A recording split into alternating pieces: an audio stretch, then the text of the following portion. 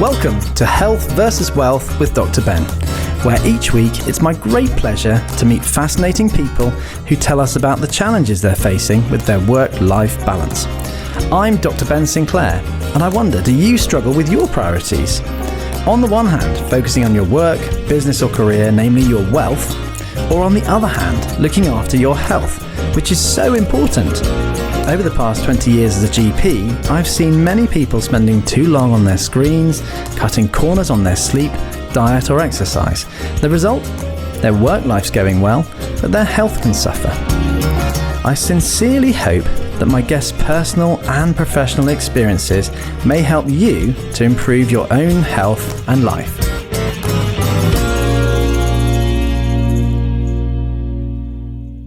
My guest today is an eminent scientist and academic entrepreneur. An associate professor of physical chemistry at Exeter University, he's also the founder and CEO of a multi-award-winning diagnostics company whose value is estimated at 30 million. A fellow of the Royal Society of Chemistry and of the Royal Astronomical Society, he's studied on both sides of the Atlantic. His life is filled with medicine, mathematics and percentages, and he's calculated that statistically by walking his Cocker Spaniel dog every day, he is 60% less likely to develop type 2 diabetes. Professor Andrew Shaw, welcome to the show. Thank you, Ben. Great to have you here. Now, do you have any other health stats around dog walking? So apparently I'm now 80% more likely to discover a dead body. Well, that's quite worrying. I'm not sure we should encourage that sort of behaviour. All the crime scene investigators know that dog walkers find the bodies because we're out early in the morning. And I guess you've got a big, sniffer dog there, looking for the interesting smells. Yes. That's quite a scary one. I won't get a spaniel. Now, let's talk about your early life. You're a chemist. Where did all this come from? I heard, so when you were younger, aged 11, you nearly got off to an explosive start doing chemistry at home. So chemistry really grabbed my attention when I went to grammar school. First lesson with my chemistry master, Dr. Swain. I thought, what's the doctor bit mean? Why is he doing this? What's exciting about this subject? So simple things like separating sand from water using filter paper. It really captured my imagination. I wanted to do more of it. I wanted to experiment more and find out what happens. And I got good at chemistry because chemistry liked me somehow. It was a very interesting interaction. It's quite fun, isn't it, chemistry? You get to do stuff. Things change colour, things go bang. You can make nasty smells. All those things are very exciting. And you can't see it, which is even more interesting. It's not like physics or astronomy where you can see the stars. Chemistry is invisible. The molecules, you can't see them. Now, I had one of those kind of home chemistry sets, and I managed to melt part of my hand. I was just looking for the scar, actually. Did you have any other sort of interesting experiences with your journeys at home? So when I was 15 or so, I got a Saturday job in a pharmacy, and below in the pharmacy in the stores were lots of chemicals. So I was able to buy things like copper sulfate and make copper crystals and changing the colour of the copper ion. Permanganate as well, and I burnt through a few clothes with permanganate spilling on things, which didn't please Mother. It melts those things quite easily, doesn't it? It does, yes. It's quite scary. I even had some nitric acid, and toluene. I thought, wait a minute, there's an obvious combination here, which when you get to university, you realise you can't make TNT at home, but it didn't stop me trying at the age of 15. And did you actually make anything explosive? No, because you put the first NO2 group on toluene, the second two don't go on. But I did melt the metal container that it was in. Oh, goodness me, that must have been a shock. So nitric acid went everywhere, changed all the dye in the clothes to different colours, and my mother smelt it as well. So that got me into all sorts of trouble. So you can't have been too popular. So, did you ever set anything on fire? There were a few smoky moments, yes, which we didn't have detectors at home, but yes, there were a few smoky moments from the bedroom. I had the windows open quickly. Now, you became an academic chemist, and your university background includes very veritable institutions such as Cambridge and Southampton and Exeter Universities. But I'm interested in the academic entrepreneur aspect of your career. You went to Stanford in the USA. Tell me more about that. Stanford was a real contrast. So when I was in Southampton, I was looking at how molecules fall apart, real high-level quantum mechanics. Stanford brought me to applications of science. What if I did my chemistry in a fibre optic in solution? And then Silicon Valley and Stanford have this integral relationship where good ideas in Stanford find themselves in spin-out companies. All the professors are sitting on investment panels at investment funds, etc., in Silicon Valley and Sand Hill Road. And I saw that. My prof out there had a spin-out company. I visited, and I thought you can see science not just in the lab, not just understanding how molecules work, but how you can make a difference in the environment, in the community. And that's where the ideas about academic entrepreneurship came from, and it's really strong, I think. It's quite unusual, isn't it? Because I think we have this image of the professor in a sort of a dusty old room with books and a blackboard and chalk and things. But actually, you're very into applied science, and it's a business too. So the businesses generate interesting numbers. I have to make good quality measurements in the field, and then the data are really exciting. What can I learn about large amounts of data, big data, AI, all those areas are now demanding. But you have to make good measurements at the beginning. So all of my career is about measuring numbers properly, get the error bars right for my undergraduates listening, and make sure you can see them in the field. And then you can do interesting things with them. But if I want lots of data, I need it to be in lots of places. Now, you've had some interesting applications of some of the things you've been working with, I hear. I know back in the UK after the 9/11 attacks, your first business involved biological and radiological materials important to counter-terrorism. Now, are you allowed to tell me anything about that, or will you have to kill me first? So a little bit, right? But the idea immediately after 9/11 was that we were under some terrorist threat. How can we monitor that? How can we monitor a chemical or biological attack or a dirty bomb attack? And the work I was doing at Stanford was looking at measuring things using networks of fibre optics. Can you make a little patch on a fibre optic network which could sense a bioweapon or a chemical weapon? And we were able to do that. So the idea that you could have a network of fibres running around a building, interrogating these sensor regions to see whether something's been released into the air was quite interesting. And then we ran a £5 million grant from government to look at that and generated a whole new technology. And I bet at that time there was a lot of interest in those technologies because of the threat that's become more and more prevalent.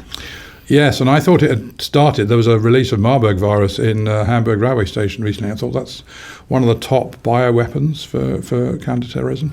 And I thought it had started there, but actually it turns out to have been somebody just travelling up from Africa. But it could have been. It could have been something like that. And what do we do? Test and trace is what we have. And we don't have really any large area testing at all.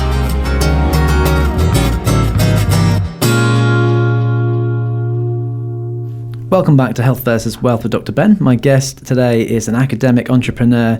He's the CEO of Attomarker, a diagnostics company, which was started as a spin-out from Exeter University and now with an estimated value of 30 million. Now, Professor Andrew Shaw, you founded Attomarker, specialising in diagnostics. For the people who aren't medicine or science buffs, can you tell us what is diagnostics and why are they so important? So let's give you a story. My daughter comes home from school, she's got a fever. Pretty much all we can do is measure the temperature. We know it's running at 39 or 40 degrees or something. And then we decide that we'll put her under Calpol and she feels a bit better for a while, goes to sleep. What's actually happening in her body? What can we measure in her blood or around her body that's not symptoms? Because at that stage the symptoms aren't very well developed. What we can measure that says it's a viral infection, it's a bacterial infection? Is it rising? Is it falling? Is she getting on top of it? Is it going to get better? So that's what diagnostics are. And I like the idea not just about making the measurement accurately and precisely, not just for one thing, for lots of things, because nothing's going to be easily measured by one thing's up, therefore it's going to be the flu. That's never going to be right. So lots of things at once, small volume of blood, and really for my daughter's saliva. I mean, Eve, my daughter's going to have to be pretty unwell for me to take a heel prick from her. But if I could get her to suck something like a lolly and then take the saliva and put that in the device and make a measurement, that's a big game changer. So can I make a multiplexed, lots of things at once, chemical profile of what's happening, and then tell you the answer, tell you what the diagnosis is, so that I can say to the doctor, recommend you that it's a viral infection rather than a bacterial infection. I love that idea. Yeah, but it comes with some risks, right? So I'm now the doctor. So I did a clinical trial in a hospital where we looked at post-operative recovery. And I'm not a doctor, and I know I'm not a doctor. Okay. So I got taken on a ward round. And I was quite nervous, and there were patients on the ward, which I'd not met before. And I just stood in the middle of the ward with my surgeon friend and said, the experiment in bed number 4 has got an infection, which I think I said way too loud. So first of all, bed number 4 suddenly learned that he had an infection that his doc hadn't told him about. And I got told off. So you got to treat the patient, not the number. Okay. Right, and you think, okay, but actually now, in terms of the frontier of where we are, you're not going to get a differential diagnosis by looking at symptoms. I'm afraid, Doc, you're going to have to treat the number and not the patient, because the numbers will tell you that it's a bacterial infection or a viral infection, and not the symptoms. So that's a change that I need to encourage doctors to accept. That's interesting. I was always taught treat the man, not the scan. is the motto. So, 90% of any medical problem can be sort of thought out on the history and the examination, and there's only 10% that's diagnostics to confirm your intuition or your examination. So you're really flipping that on its head. And actually, I think some of the diagnostics you're talking about would actually preempt so a clinical intuition. I mean, yes, as a doctor, I could look at your daughter who comes home with a fever and say, she may be suffering from viral or bacterial. Let's see which way this goes. The interesting thing about your technology is that it would actually preempt that waiting period, so you can get in early and take preventative action, take early action, which, as we know, especially in children, if they've got sepsis, for example, could be a matter of life or death. So every parent knows. You simply in the antenatal classes, you get told you're 18 hours away from sepsis. You think, oh my gosh. So they come home at 4 o'clock, get the first cowpole window. That's 8 o'clock at night. It's really tempting to give another cowpole shot. And suddenly you're now thinking about what's going on in the middle of the night, what's happening. To know then that it's a rising bacterial infection, which I think is what I'll be able to tell you in 10 minutes, is really exciting. That's a really interesting proposition. Do you have to act then? I don't know. Things are going to self-resolve, obviously.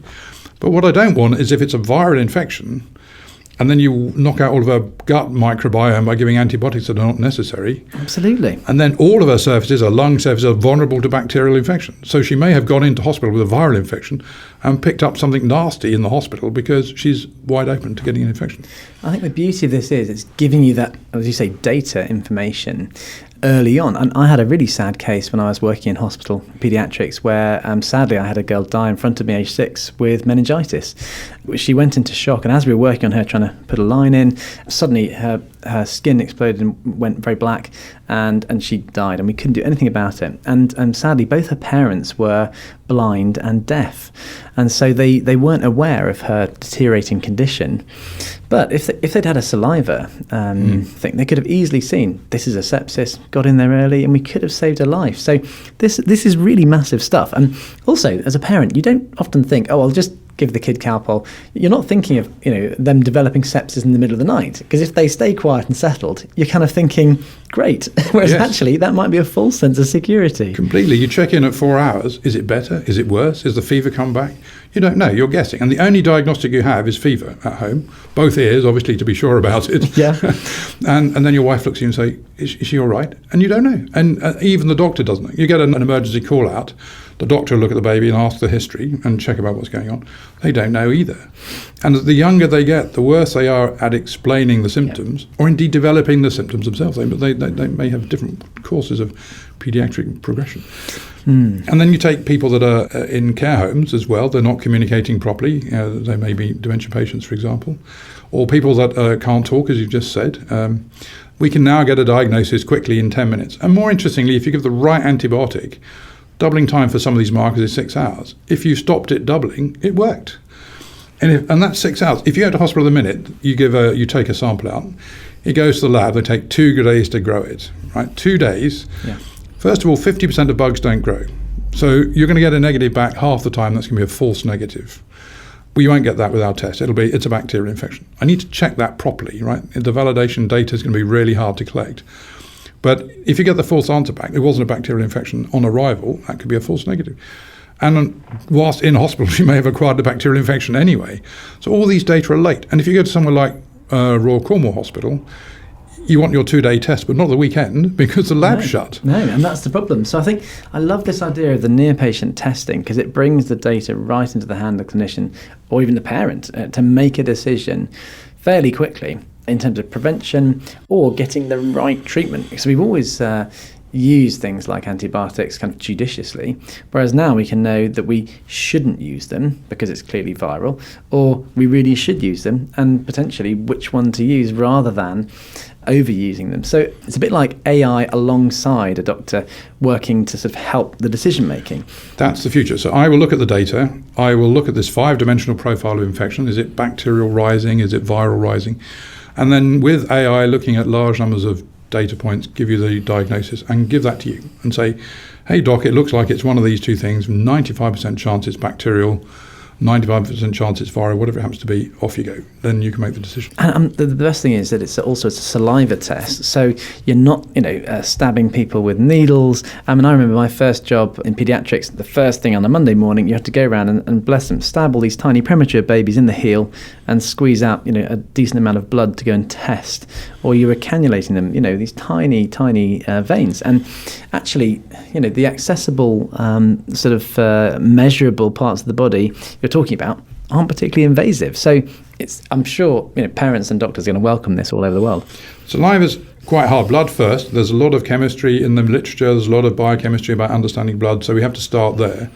The problem with saliva is you slobber somewhere between half a litre and 1.5 litres a day. So you're losing quite a lot. Is it a bit diluted? It's just getting diluted, right? So is it diluted 3 times? So I now need to do lots of coordination of other molecules in the saliva to work out the dilution factor. It's also really sticky, mucin. So in the pandemic, we did the antigen test and we worked out how to break the saliva matrix. So next step, blood first next year, saliva, right. I would do saliva. We'd be testing our kids all the time. Amazing. I'd be jumping the gun. My big passion is long COVID. And as you know, I run Dr. Finley's private practice. We have a national online long COVID service and we treat a lot of children. One of the challenges we have is that actually it's hard to take blood from those children because in long COVID you tend to get veins collapsing. They're difficult to find, and bless them, these poor children are having multiple tests or being stabbed by nurses trying to get blood. So even a finger prick is a massive upgrade on that. To do some stuff. What can you do with your device and finger prick blood tests these days? One of the things we've learned in the pandemic is if you take the finger prick drop carefully, you push a bit further in, you discard the first bit of the blood that comes out, and then what comes out is pretty much venous blood.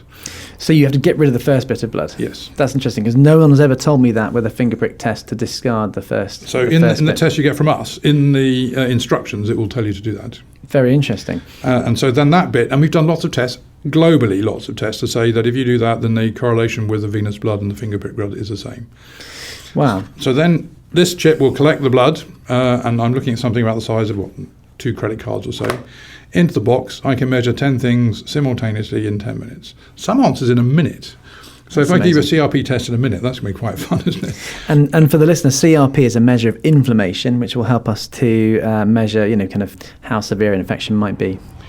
And not good enough on its own, but it's the one all the doctors know. Yeah, it's one of those markers, isn't it? But yes. The ones you're talking about sound much more specific than a generalised inflammation marker like CRP. So the idea of measuring lots is to focus that. Can I say, yes, CRP is up? It's almost like a molecular thermometer, CRP. It gets up when you get sick, doubles every 6 hours, and halves every 19 hours. So it really is a nice trend of what's going on.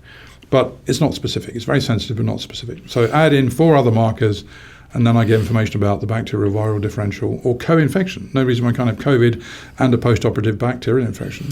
Now, coming back to long COVID, we've been really enjoying using some of the testing that you offer at Attomarker.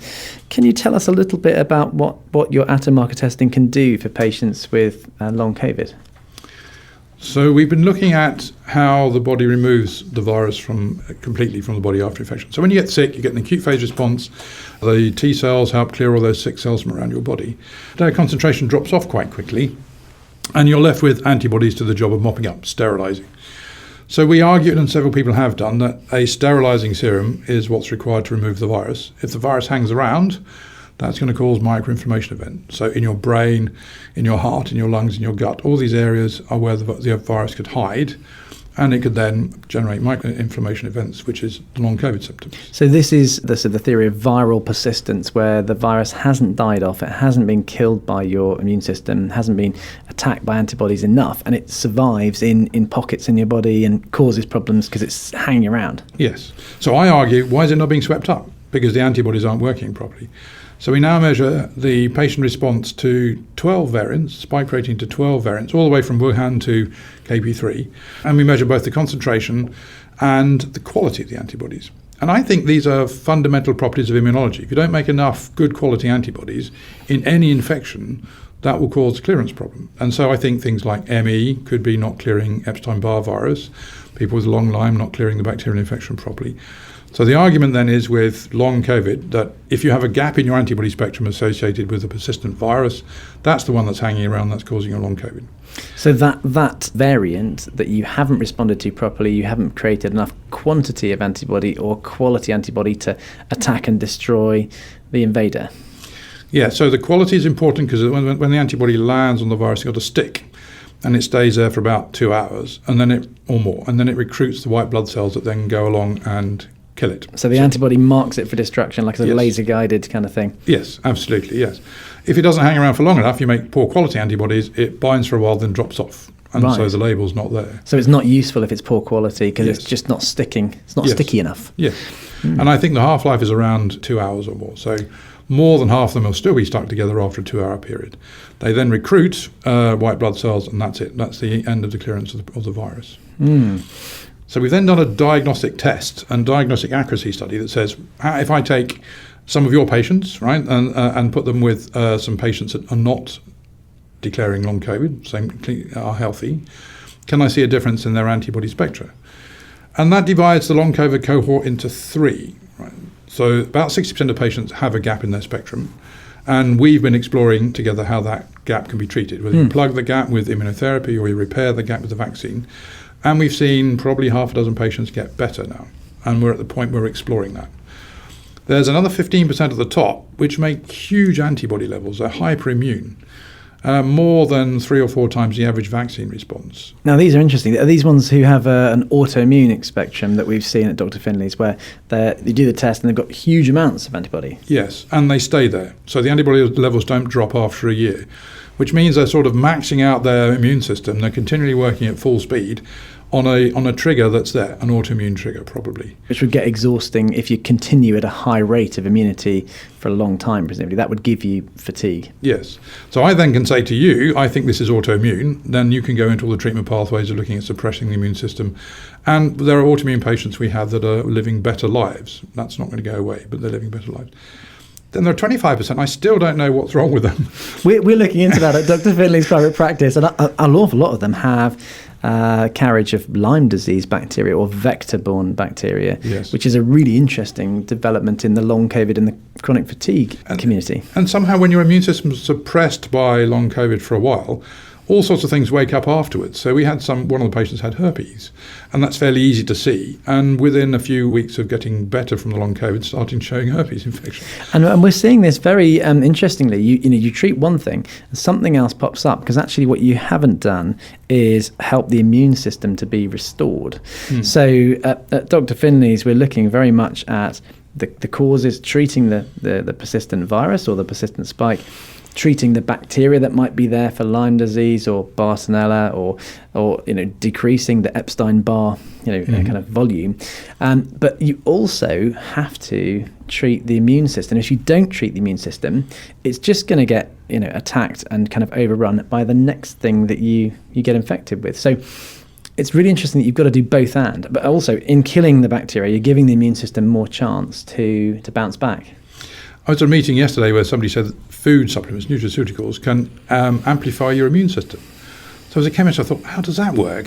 What molecule, what is happening in the gut biome that's producing stuff that amplifies your immune system? If we had that molecule, that would be really amazing. That's exactly what you do post-recovery. You give them the amplification process, reset their immune system. So the chemist in me says, how? What's the molecule? I don't know. What's it doing? You're getting a really good effect. You're getting a measurable effect in the patient. I want to know what's underneath it, what's causing that. Absolutely. And that's why I'm a chemist. That's why I want to know the mechanism. A plus B must go to C plus D with a rate constant and some energy, and I need to know what's happening somewhere. So I sat back thinking there's a lot of science to be done under that statement, but if it were true, it'd be very exciting. That's the sort of thing that excites me. No, it's very exciting, and you can see we're both quite passionate about this. We shouldn't get too technical. Now, we're on health versus wealth, Andrew, so I want to ask you about your own health balance. You're a busy man, you're running a successful company, you have children. How are you balancing things? You've talked about dog walking, but and exercise. What about your sleep, which underpins recovery? Tell me about your sleep. It's awful, honestly. I mean, I go to bed, if I work late, then my head is full of ideas until 2 or 3 in the morning. And just exhaustion takes over. At that point, I try and sleep. Often I go to bed having played with the kids or something's happened to disrupt my thought, and then an idea from 3 o'clock in the afternoon jumps back in, and you wake up at 3 o'clock in the morning thinking about that. And I normally have to sit up and play with it and write something down or to try and clear it. But that's hard. It's exciting, and it can be rubbish. You look at what you've written the following morning, what was I thinking about? It's just nonsense. So yes, I do get disrupted sleep. That's a serious problem. You have a very active and creative mind, and I think one of the tricks there is to help your mind wind down, as a routine, to try and say to your mind, now's the time to go to sleep. So you mentioned writing things down. Do you do any kind of journaling before bed to sort of round up the day? No, it's an idea. It's definitely something. So a lot of life coaches would recommend journaling both in the morning to prepare yourself for the day, and in the evening to sort of to wind up and say, well, how do I feel the day went? What are the key things? And what am I going to take out of my head now by writing it physically down on the to-do list for tomorrow? Mm-hmm. Because there's evidence that if you write something down, it comes out of your subconscious into your notepad. And if that's on your desk first thing tomorrow, you won't be worrying about it all night because your brain trusts you to know that you're going to pick it up again tomorrow. So sort of unravelling the thoughts, unravelling them up properly, ordering them, and then that's it, job done. Your brain recognises that's okay. Absolutely. And I think there's also a reassurance in that. The interesting thing is that if you do that electronically, you end up suffering from stimulation by blue light emitted from devices and from EMF emitted from devices. So actually doing this with a physical pen and paper is far better for you than looking at devices. Do you try and keep devices out of the bedroom, keep them away from you at night? I do, but international job, sometimes America calls or sometimes America sends a WhatsApp or something and that wakes you up. I try not to use the phone at all at night, because if I do that, then that's an hour wasted. Absolutely. So I try and not do that. That's an obvious observation. I think with these devices, they're always having notifications, and one of my tips for entrepreneurs like us is turn off all the notifications. I only have notifications from my wife, my PA, my parents and my daughter. No one else creates a notification on my phone, and why should they? Right, yes. Because they're distracting my train of thought, and you're having an idea every 10 seconds. You don't want to lose that really valuable idea. It could be worth 30 million. Yes. So I think you want to make sure you're not distracted. I know you do 5-2 fasting for your weight management and health benefits. Sometimes in ketosis, when we're actually fasting, we can get irritable, restless sleep. Mm-hmm. Do you notice a correlation on your sort of days when you're fasting of worse sleep? I tend to feel better when I'm fasting, actually. So I like the idea of doing it because it sets your body into this building things down, catabolic state. So you switch your metabolism into an area that you don't normally use. It repairs better, allegedly. Dr. Michael Mosley was all into this, and that's why I started it. And I actually feel better. And you wake up the following morning, probably with better sleep. And I don't feel ravenously hungry either. And the whole process just feels better. You lose weight. All those things are important. It's good, isn't it? At Dr. Finley's private practice, we've actually started a weight management service and diabetes prevention. And every patient gets a Freestyle Libre device that they attach for the first 2 weeks, which then gives us an idea of what their blood sugar is doing on their average daily routine. And those things can be amazing at helping us to determine what activities and foods do to our blood sugar, because that's intimately involved in sort of weight management and stress as well. So I'd recommend that to anyone. Have you ever tried measuring your blood sugar like that? I haven't done, no. I mean, it's a really interesting thing to do. I'm wearing one at the moment, and I'm kind of going to feed back the results after 2 weeks of just doing it sort of without thinking about it. Because then we'll see what I've eaten, because people react differently genetically to different carbohydrates or different vegetables or meats or activities. I seem to love ketosis. I like you, I feel really high and amazing when I'm fasting. So I think there needs to be some chemistry that measures that, and we'll have that as a mail away service soon as well to supplement these things. It's all about balance, isn't it? Andrew, it's been so interesting talking to you. That's all we've got time to discuss today. But thank you so much for coming in, and I wish you a safe journey home. My pleasure. Thank you. So I do hope you enjoyed today's episode of Health versus Wealth with Dr. Ben, and I hope it may help you improve your life and health. You can also take one easy step by achieving that right now by subscribing free on your usual podcast platform. And if you'd like to be a guest on the show, you can email me on podcast@drfinlays.co.uk. I hope you'll join me again, but for now it's goodbye from me, Dr. Ben.